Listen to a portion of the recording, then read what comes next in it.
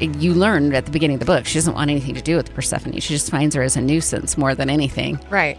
But by the end, she's looking at a mirror and going, wow, she's experiencing a lot of the things that I was experiencing. I need to be her advocate the way my aunt was my advocate. Exactly. That's the perfect word. And children need us to be their advocates. Today on the We Share podcast, Alex and Julie review the book Mad Mabel by Sally Hepworth, the first book in our summer book series.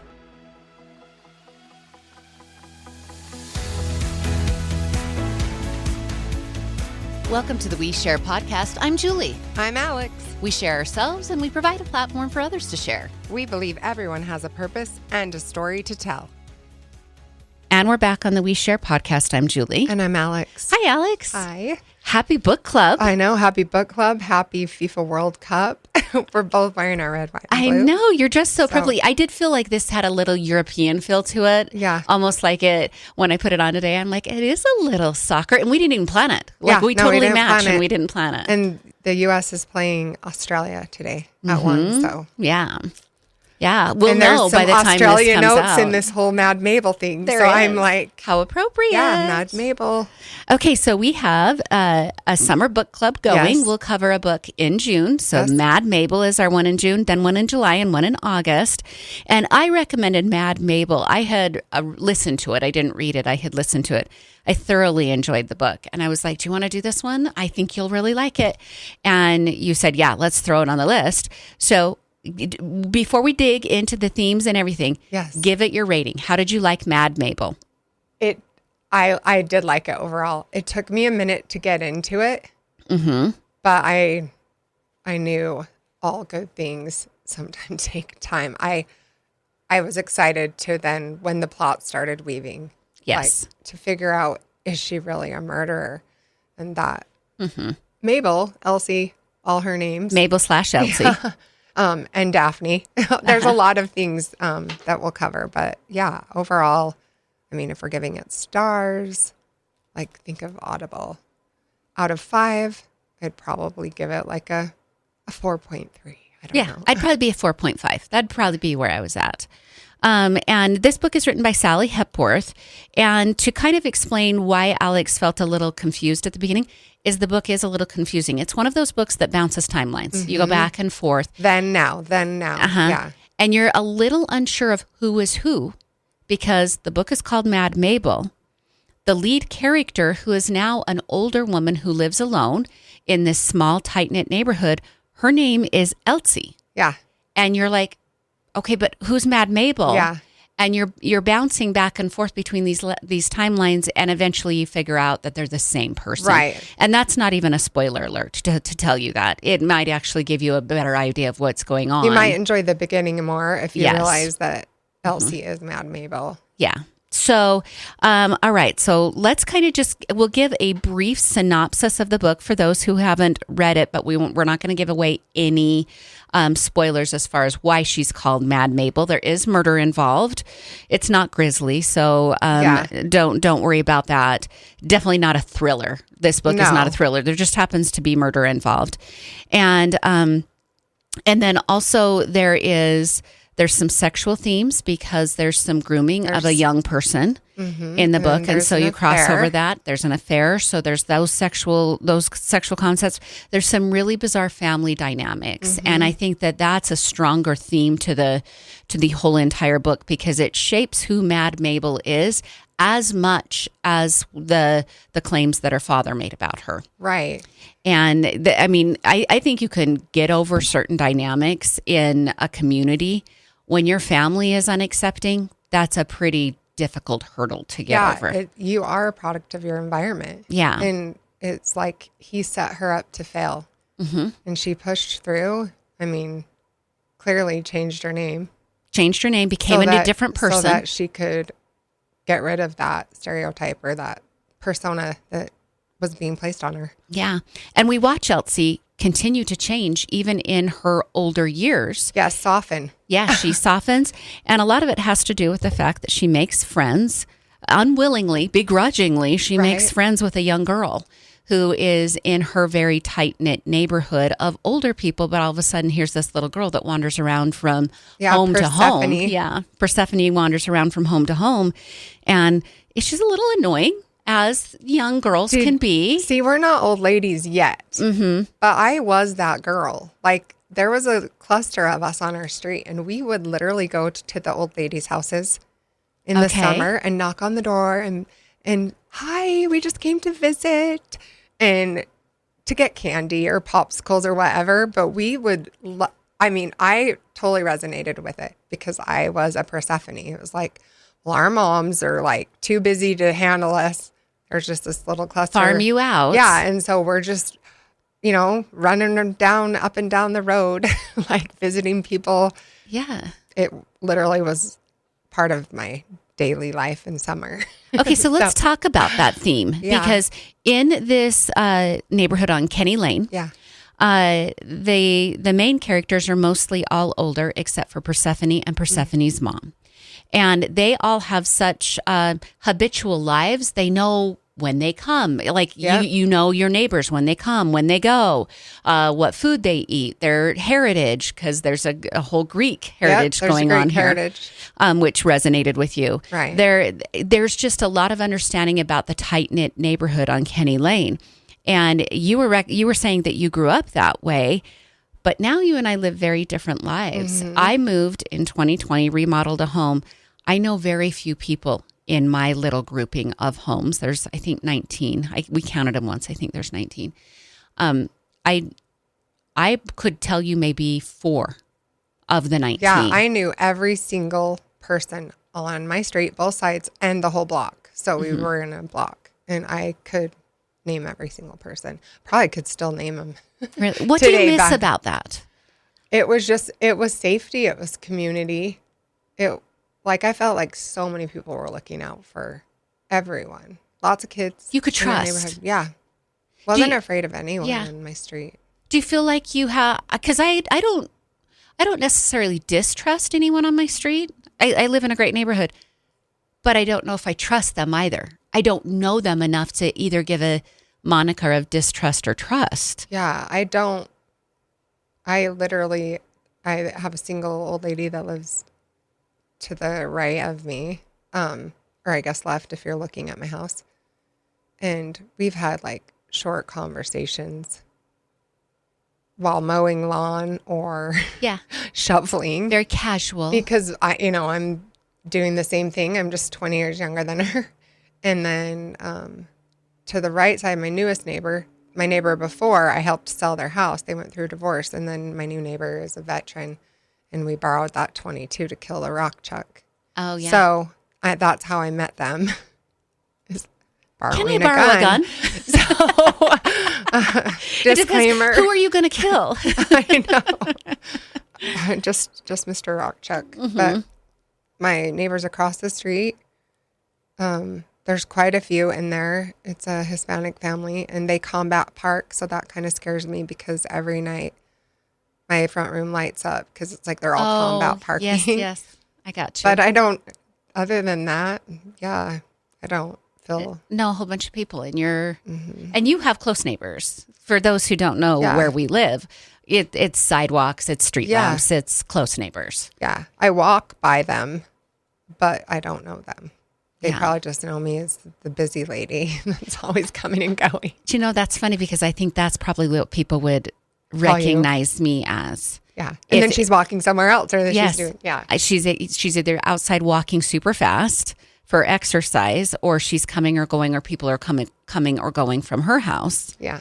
And she's always busy. I think we would both be labeled as that. Which is fine. We're busy people. We are busy.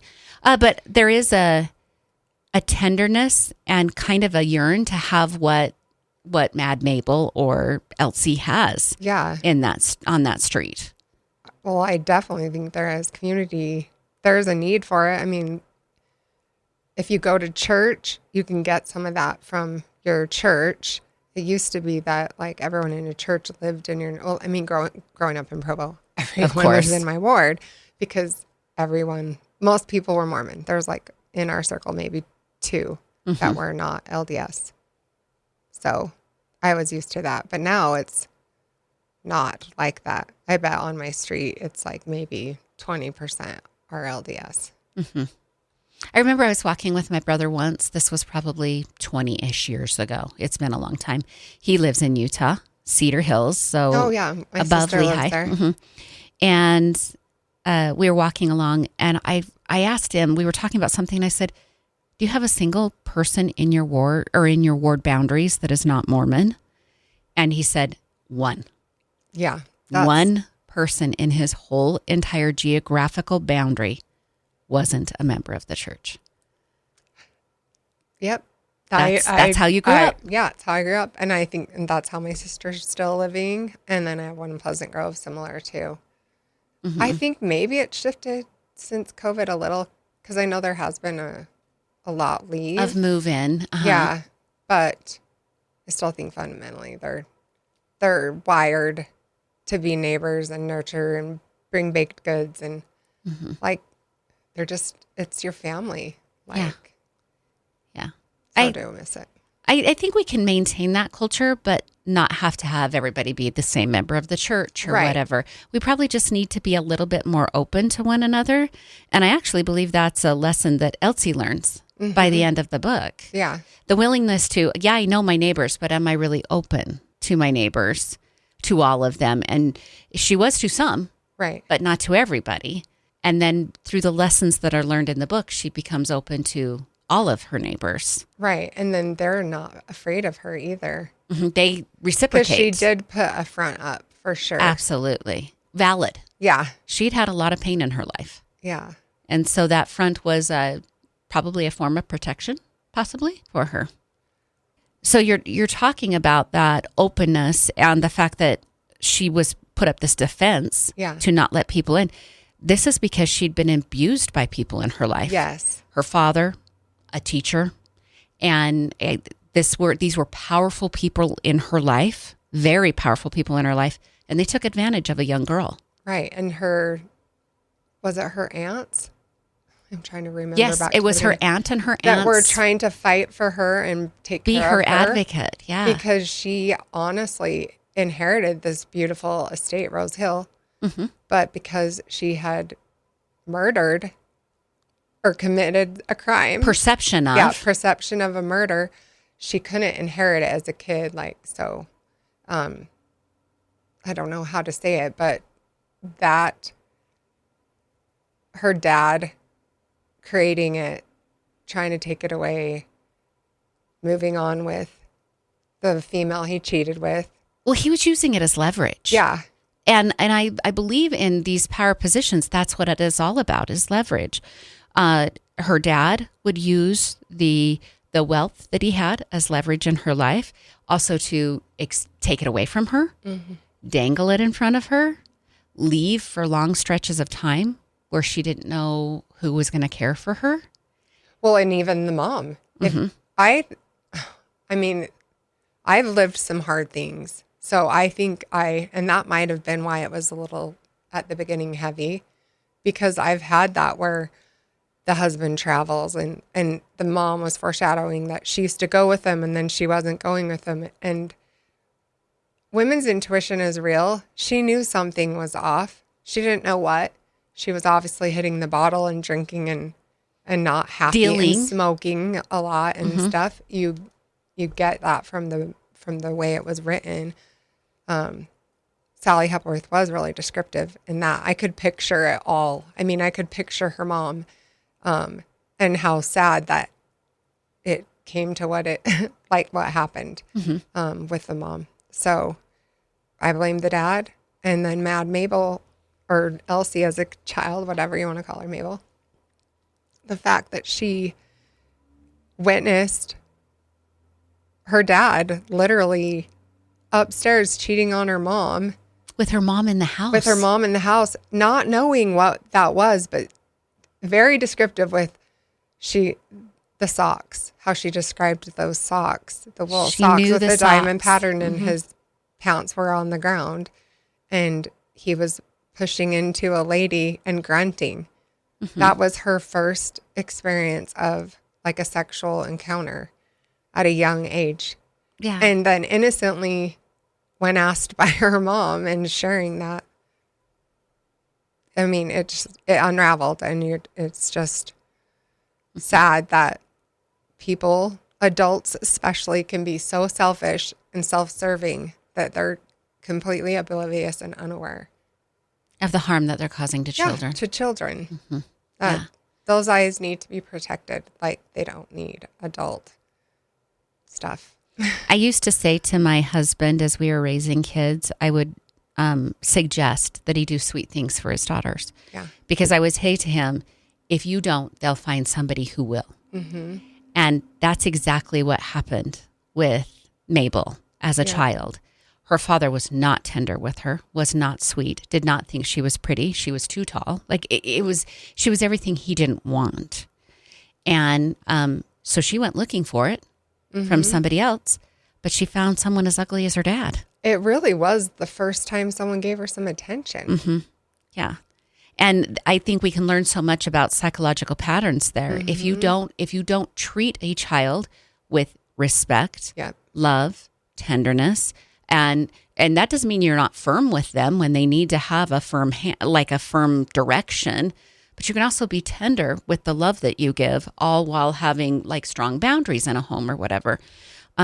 She would have flourished under that. Yes. She wasn't provided that. It was all a firm hand and no love. Yep. You're basically modeling their future relationship. They can break it, but it's harder to break. And it's clear throughout the story that Elsie struggled to break. Once she became Elsie, she never really united with somebody in a full union.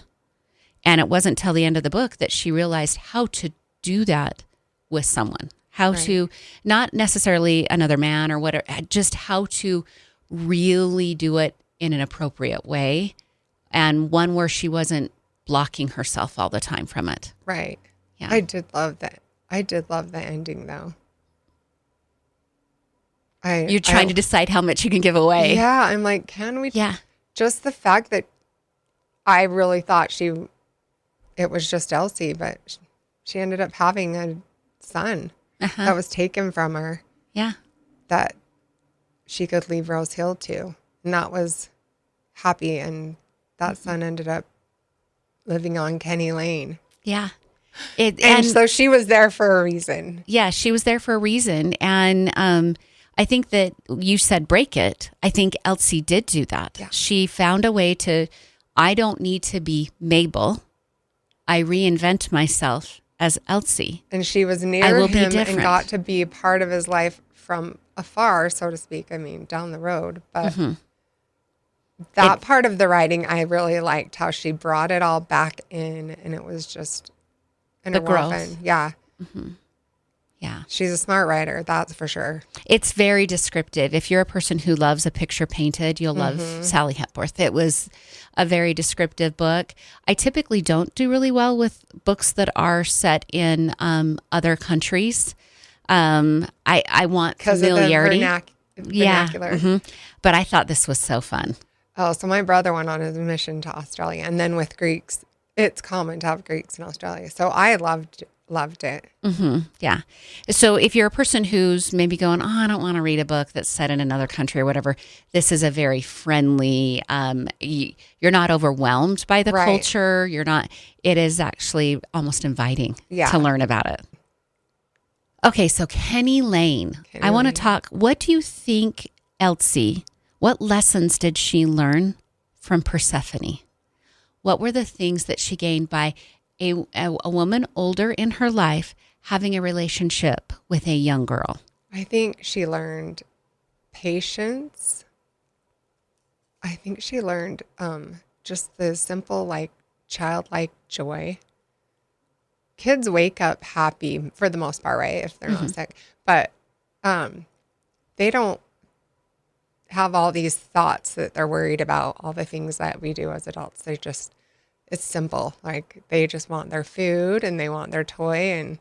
And Persephone was just living life and full of life and joy. And even though her life wasn't perfect and her mom was a single mom, I feel like Elsie stepped in to be what her Joan was, or her aunt. Her aunt, yeah. Were. Yeah. Because she could recognize, like, I was Persephone once. Mm-hmm. And so it softened her. And she did protect her when Persephone When it was needed. protection. I think there's also a mirror. You said I was Persephone once. I think there's also a mirror in Persephone's relationship with her father. Yeah. Elsie could see her previous relationship when she was Mabel with her dad. And I think that broke down a huge barrier. You learned at the beginning of the book, she doesn't want anything to do with Persephone. She just finds her as a nuisance more than anything. Right. But by the end, she's looking at a mirror and going, wow, she's experiencing a lot of the things that I was experiencing. I need to be her advocate the way my aunt was my advocate. Exactly. That's the perfect word. And children need us to be their advocates. Yeah. That is a strong theme throughout the book. Very strong. And it was so sweet to see that relationship bloom. I would also say, as we're getting close on time here, I would say it's funny too. It's got some funny moments in it. You almost can giggle out loud at these wonky, bizarre relationships between these people that live on Kenny Lane. A little sitcom-like, right? Yeah. And it's just warm and engaging in a really heavy world and some very heavy topics There are here. very heavy topics, but they weave it. Yeah. So Yeah, but there is also the chance to smile and laugh in the book, which is fun. And a sign of a really good author who can do both in a book. Absolutely. Have you read anything else by her? Not that I can remember, but I would say this: after reading this book by Sally Hepworth, I would try another book of hers. Okay. I'm not much of I try to finish a book. I'm okay saying, nah, I don't want that book. I don't want to do it. So I will not finish a book. I gave myself permission to do that when I was like 25, 26. I was like, why am I forcing myself to read this book? I know. I do the same thing. I'm like, I have to finish. Yeah. And I've never done that. I changed that a long time ago. But I will give a book a real good chance. I don't pull the plug real quick. And I have authors that I've read a book and gone, yeah, it was good, but I don't think I want to read any more. I would definitely read more from Sally Hepworth. So looking ahead, is it Our Perfect Storm? I think so is the middle one. Mm-hmm. Is the next one. I haven't started it yet. I'm going to start it. I wanted to have this discussion before I started it just because my brain. You didn't want to mix the two. I have so much in my brain.